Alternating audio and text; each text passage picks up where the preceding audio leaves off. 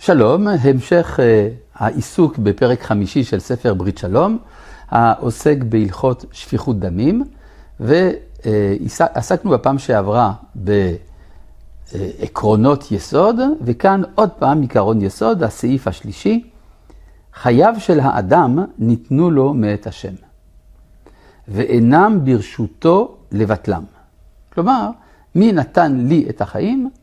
בורא העולם נתן לי את החיים.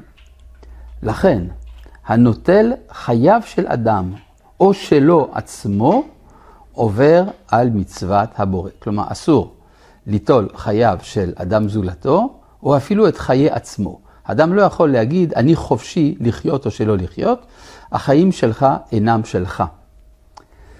עונשו של רוצח הוא מיתה בידי בית דין. כלומר, לא כל אחד יכול לקחת על עצמו את האחריות להעניש את הרוצח. זה עבודתה של החברה דרך בתי המשפט הממוסדים שלה. עכשיו, אפשר להגיד מה זה לרצוח. יש אדם שיורה באקדח על חברו, אבל יש אדם שגורם למוות של מישהו אחר, לא באופן ישיר אלא באופן עקיף. גם זה בכלל האיסור, הנה אני קורא כאן בסעיף ד', איסור הרציחה הינו בין באופן ישיר, בין באופן עקיף, ובין על ידי שליח. היה אפשר להגיד, כשאני שולח מישהו לרצוח, אז אולי אני לא אחראי, השליח אחראי.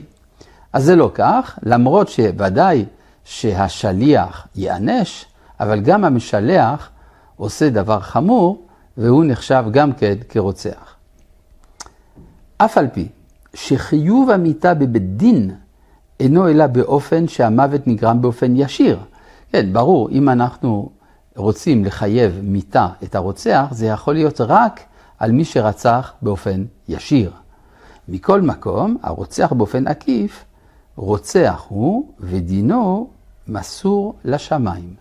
כלומר, ברור לנו שאדם כזה שהרג באופן עקיף או על ידי שליח, אף על פי שאין בידינו סמכות להרוג אותו, אבל ברור שההשגחה העליונה תטפל בו, ואנחנו מצפים לראות את סוף חייו בקרוב. עכשיו, מה נעשה אם ההלכה הזאת תנוצל באופן ציני? יבואו אנשים ויגידו, שמעתי שלא מענישים על מוות עקיף. אז אדם יוכל, חס וחלילה, למשל, לקחת אדם, לקשור אותו ולעזוב אותו למות ברעב. הוא לא הרג באופן ישיר, הוא הרג באופן עקיף. אז בית דין לא יכול להרוג אותו.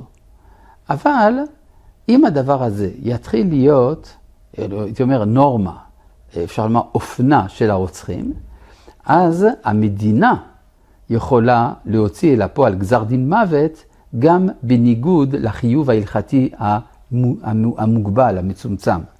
וזה מה שכתוב כאן בסעיף ה', רשאית המדינה להעניש גם על רציחה שאין בה חיוב מבחינה משפטית, אבל בשביל תיקון העולם, חברה שמתמלאה בשפיכות דמים, אז המדינה צריכה להתערב, לפעמים באופן לא לגמרי לגלי, על מנת להשיב את הביטחון ואת הסדר לאזרחים.